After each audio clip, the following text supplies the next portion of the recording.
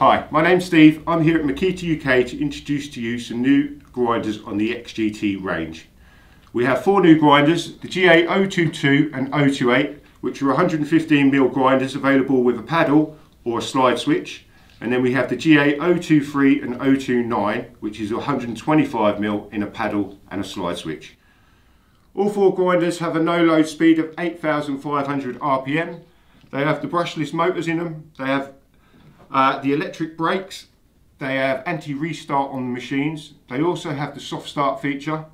The new covers design on these have the toolless cover change, so you can push the button inside, put the guard on, and then it has 7 presets on there as well, so you can set the angle just by pushing the button on the side.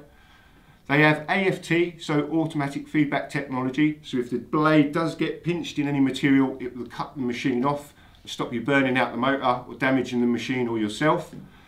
And then the two main new features on these machines that we're introducing are the AWS, so that is the Bluetooth connectivity for dust extraction, and they also now have variable speed by the dial. So depending on what application you're using the grinders in, so whether it's cutting, grinding, concrete grinding, you can set the actual machine now to the application that you're using it for.